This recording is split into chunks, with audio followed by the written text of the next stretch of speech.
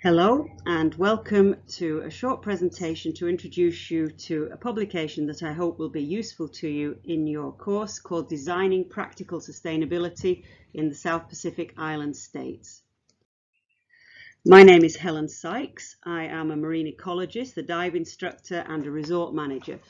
At the moment I run my own consultancy called Marine Ecology Consulting Fiji, where I work on environmental impact assessments, sustainable tourism training, marine protected area management and study abroad student programs.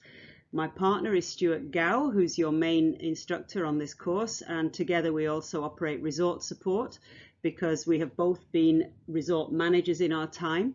And under all of these different categories, I've worked in the UK, I've worked in Saudi Arabia, in the Caribbean, Central America, and I've been in Fiji since 1996. So I hope most of this will be relevant to you and at least we'll have some pretty pictures. Along with this, I am putting some online resources onto your Moodle. Now, these booklets are quite old now. They were written between 2001 and 2003, but they're still very relevant. Sustainability practices don't change, and these were written specifically for the Fijian and South Pacific models. So I do encourage you to have a good look at them. The main publication, and the one I'm going to speak about most today, is the checklist for sustainable tourism development. And I will explain a little bit about how this was written coming on, but this will be your main resource here. In case any of you are interested in simpler versions of this, we did also make two simpler versions, one in the Fijian language and one in the English language. And these are basically the same concepts as in the checklist, but just simplified down into a shorter publication, more likely to be of use for those working in villages. As a side publication to this, and not one I'm going to talk about at length, is a review of wastewater management in Fiji's tourism industry.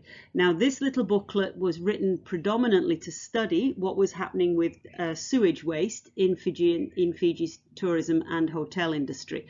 It may not be a subject you feel is directly relevant to you, but I didn't think so either when I started working in sustainability.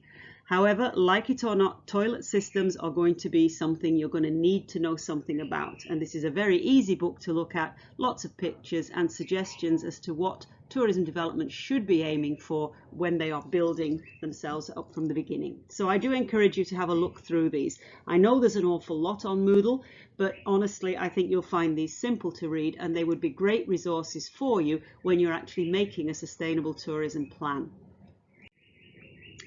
So why are we interested in this? As I said, I never knew I was going to be this interested in toilets. I thought I was going to be sitting on lovely beaches, looking at beautiful coral reefs and enjoying the environment. But the point is that what we are selling in Fiji, whatever level we're at, is our environment. People come here because of sunshine, beaches, clear water. If we don't have that, we have nothing to market. This is our main resource.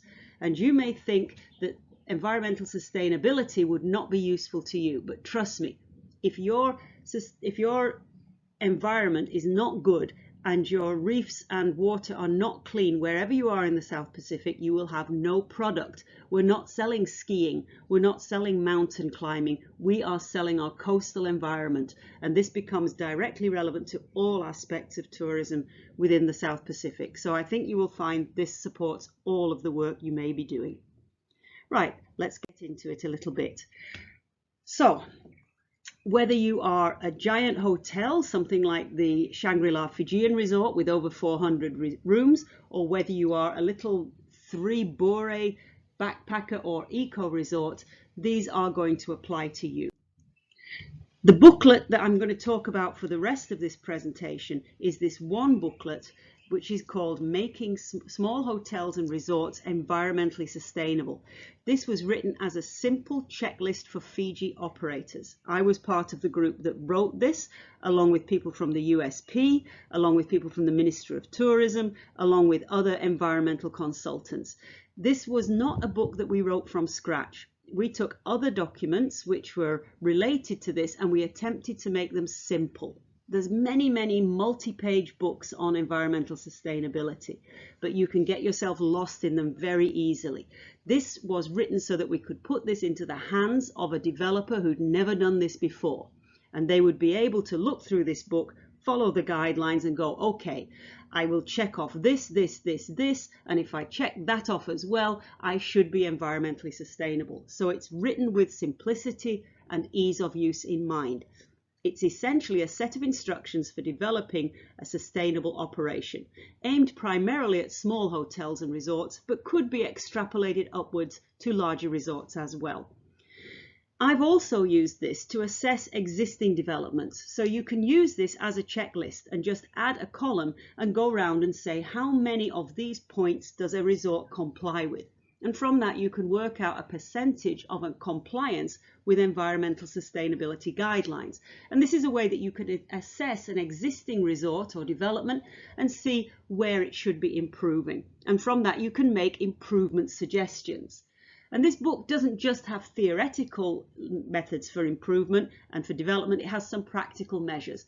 There are some little boxes around it and an appendix at the end just showing you exactly how you could put these suggestions into practical development.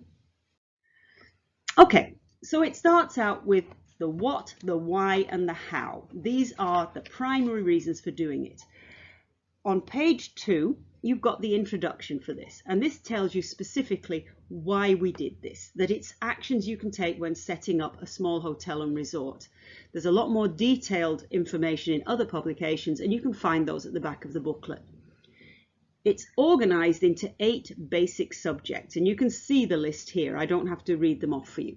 So basically what you can do is you can look at each of these 8 subjects and find out what is relevant to you today.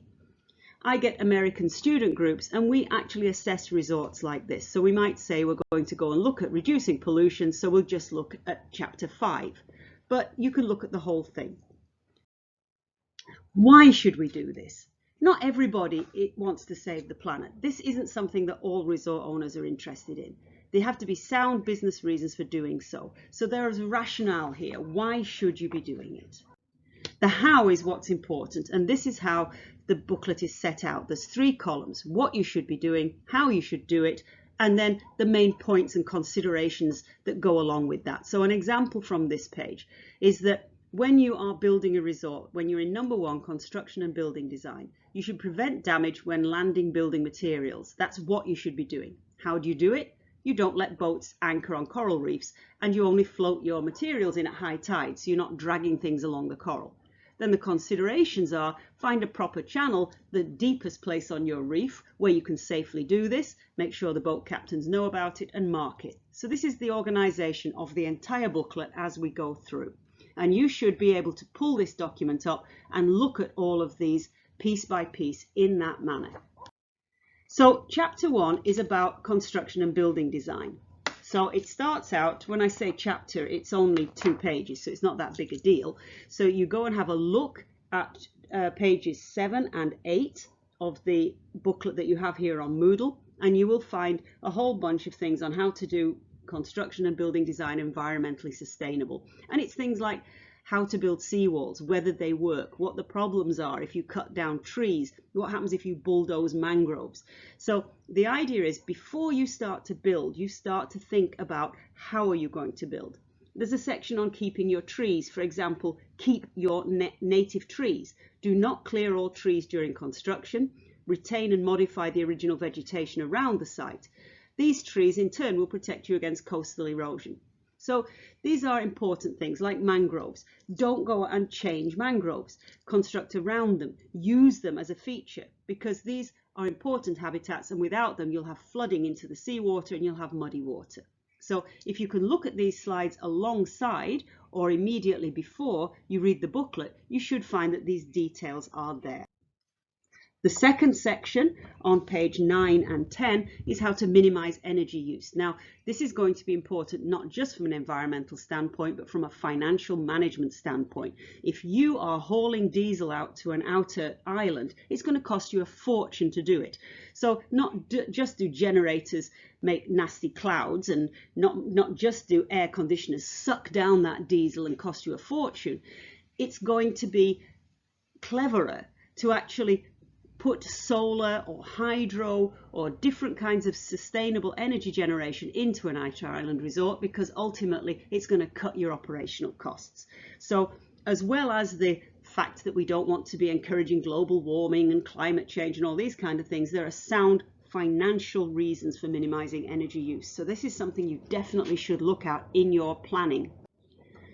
Minimizing water use makes an awful lot of sense, makes more sense perhaps depending where you are. If you're over on Taveuni, where there are rivers and waterfalls running into the sea, you might not feel the need to do this practically, but it's still good practice in the long run. If you're going to build something up in the Yasawas, this is essential. For 3 months of the year, the Yasawas don't get any rainwater. Why on earth would you be flushing it away? Or why would you let hose pipes be dripping out the whole time? So look at this. How can you stop water usage? How can you stop water wastage? It's 2 pages and it's essential reading. Rubbish and garbage is another important thing for us here in Fiji in particular, but I think everywhere across the South Pacific we're all struggling with plastics. Why would you buy rubbish and take it into your resort and then have to deal with taking it away again? Single-use anything is such a huge creator of rubbish and garbage, and then you're going to have to deal with it. Are you going to burn plastics and poison everybody? Are you going to throw poisons into the sea? Are you going to take plastic bottles backwards and forwards to the mainland every time you turn around? These are really, really important things to think about. So do look at this on page 13. There's an important one. The first one in reducing rubbish and litter: reduce the amount of rubbish that comes to you. Stop buying packaging you don't need. 20 to 30% of a hotel's solid waste is packaging. And if you're up in the Yasawas and you're filling up with water bottles, what are you eventually going to do about it? You're going to have to seriously manage this. Minimizing discharge and emissions. This is more what we think of as actual pollution.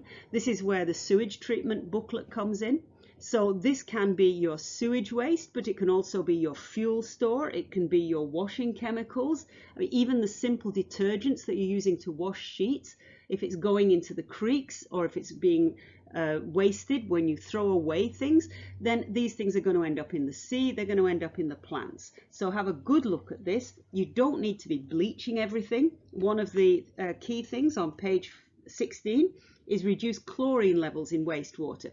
Don't be using bleach to sterilize things or to scrub decks. You can use hot water to do this instead. There are low phosphate and low chlorine detergents that can be used. So have a mind to this when you're doing your planning. Landscape management. One of the things that bothers me the most when I see new resort developments is a little bit like this picture on the right here. Take a bulldozer, clear down all the plants that were there, cover it with grass, which sucks up an awful lot of water, and trees which are not salt tolerant and will probably die the first time you have a cyclone. I don't see the point. Landscape with your natural vegetation. It won't use as much water, it will be salt tolerant, and it will give you that Fijian character, which is what we're aiming for. Why would you take a large area of beautiful Fijian landscape and make it look like South Miami in Florida? If people want South Miami in Florida, guess where they'll go? You want something that looks like Fiji. So my 2 slides here, the big one on the right is where they've just leveled everything and planted grass and coconut trees. On the smaller picture to the front on the left, this is where they've actually landscaped using more natural and local vegetation. So use local plants. Don't just bulldoze everything down. Make a huge attraction out of what you've got. And in many resorts now, we're finding that people put tree labels up. And this can be a real attraction for guests to actually learn something about what the trees are, how they grow, and what the Fijians may use them for traditionally. Your suppliers and contractors also have to be taken into consideration. I'm now on page 20 of the checklist, and this is where we're looking for the ethics of the suppliers you use. Try not to buy from people that you know have harmful and anti-environmental practices. Limit your packaging. Have a look. Most contractors now will have some level of environmental policy similar to a social responsibility policy that will tell you how they are trying not to create an issue with the products that they bring to you. So there's a nice example here, and you can look at some of the websites under these images. They're quite useful in themselves.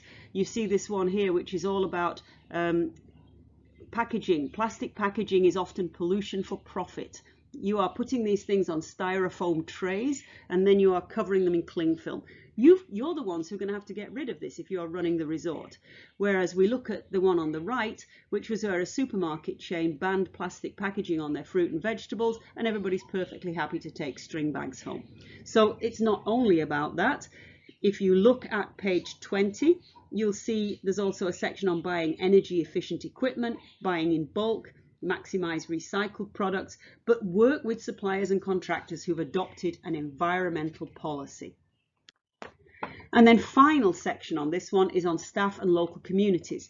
These people are part of your environment. They are part of the sustainability policy that you would have. So staff need to be included in your environmental policies. It's no good just you as a manager or a developer having an environmental policy if your staff don't know about it. So put up posters, undertake awareness training, get involved in staff or local cleanups. Make sure your posters are in languages that people can understand.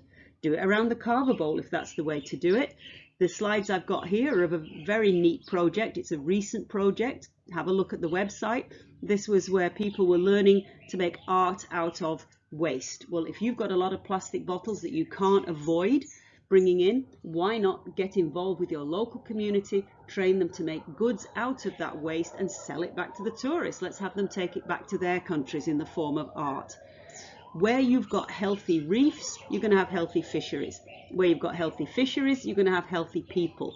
If you don't have healthy staff, you're going to have a lot of off days. So this just makes, again, sound economic sense as well as environmental sense. Use your environmental policies to involve and educate your local communities and your staff. I'm not going to go through the whole appendix. It starts on page 22, but you will find practical measures in here where you can actually see how to do things. For example, these two diagrams here are about how natural cooling is observed in a traditional Fijian bure. Traditional bure with high thatched roofs and doors that go all the way through and no central walls allow for natural vegetation and shading, natural ventilation and shading, and that allows you not to get overheated. We tend to build a more quote-unquote modern building with low roofs, internal walls, no natural ventilation, and it just gets hotter and hotter inside there until you have to start putting in air conditioning. If you build with that in mind to begin with, you can build a form that won't require air conditioning, at least for most of the year.